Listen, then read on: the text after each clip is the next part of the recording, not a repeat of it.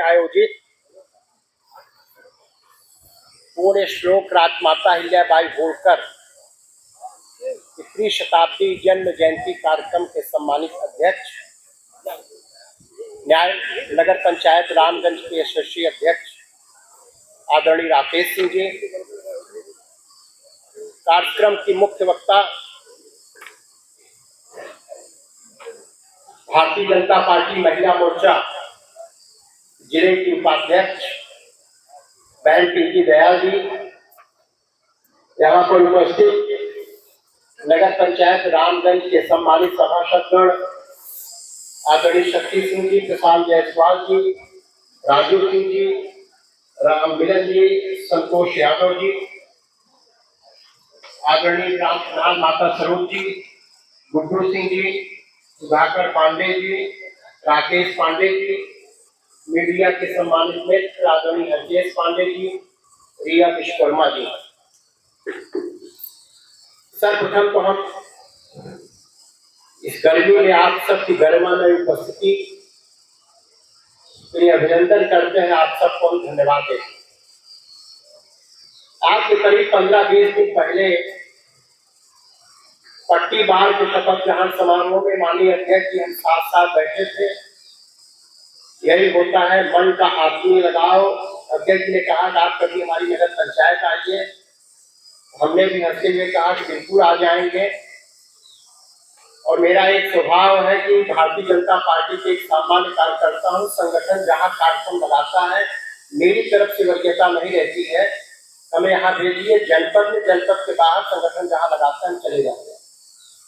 लेकिन आदरणीय अध्यक्ष जी का आत्मीय लगाव था, ना हमने कहा ना आपने कहा, और आप सबका आशीर्वाद मिलना था। मेरा कार्यक्रम रामगंज नगर पंचायत में लिया, यानी संदेह आप सबका आशीर्वाद था, इसके लिए आदरणीय अध्यक्ष जी को भी धन्यवाद दें। आज 23 मई पत्रकारिता दिवस, लोकतंत्र का मूल स्तंभ। दुनिया के तमाम राष्ट्र ये लोकतंत्र आया और कब में चला गया पता नहीं चला। दुनिया का सबसे बड़ा लोकतांत्रिक राष्ट्र और लोकतंत्र की गंगोत्री भारत वैशाली, आज भी हमारा लोकतंत्र पूरी दुनिया को राह दिखा रहा है। इसमें मीडिया की बहुत बड़ी भूमिका है।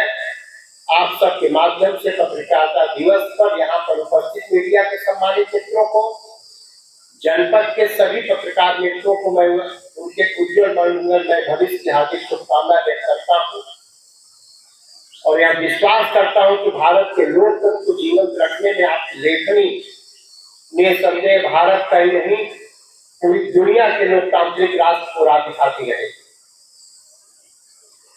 संचालक महोदय ने थोड़ा सा प्रकाश डाला, हमें बहुत अच्छा लगा। 18वीं शताब्दी का भारत चारों तरफ युद्ध का बोलबाला था। लोभ और लालच ही एकमात्र जीवन का ध्येय था। और यह भारत की भूमि समय समय पर न खुद को ऐसे महापुरुषों को ही नहीं जन्म दिया, ऐसी मात्र शक्तियों को भी जन्म दिया जिन्होंने जगत प्रवाह में न बह करके समाज को दिशा की ओर मोड़ने का प्रयास किया। 31 मई 1725 को एक सामान्य अहमदनगर महाराष्ट्र में जन्म ली अहिल्याबाई होलकर का 1795 वर्ष तक का कालखंड भारत के इतिहास का स्वर्णिम कालखंड है। हमने भी प्राथमिक विद्यालय में शिक्षा प्राप्त की, यूपी बोर्ड से माध्यमिक कक्षाओं में पढ़ा, स्नातक स्नातकोत्तर में पढ़ा। लेकिन एक दुर्भाग्य रहा कि ऐसे लोगों को आजादी के बाद देश का नेतृत्व करने का अवसर मिला जिन्होंने भारत की इस गौरवशाली परंपरा से हमें अवगत नहीं कराया।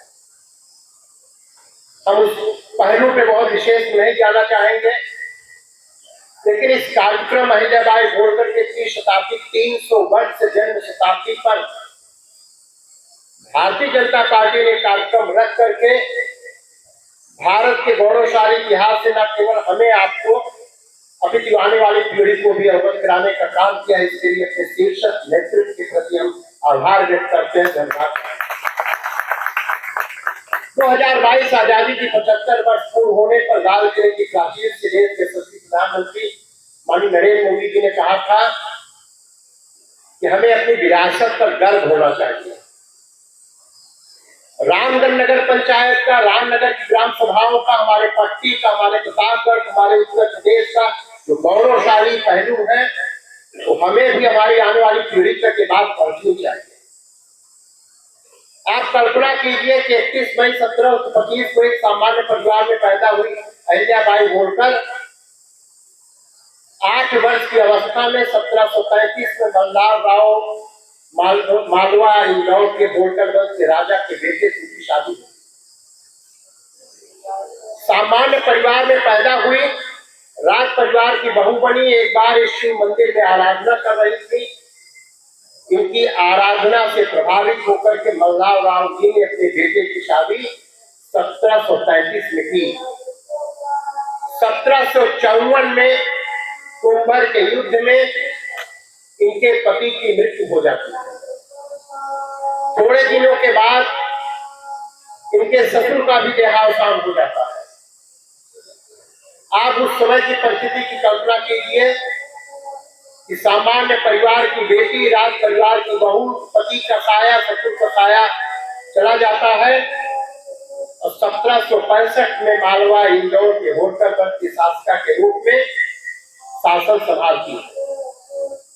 जब पूरी दुनिया में लोग, पश्चिम के लोग, आज की हमारी युवा पीढ़ी पश्चिम से ज्यादा अनुकरण करते हैं, वनों के फल खा करके और छाल पहन करके अपनी लाज बचाते थे।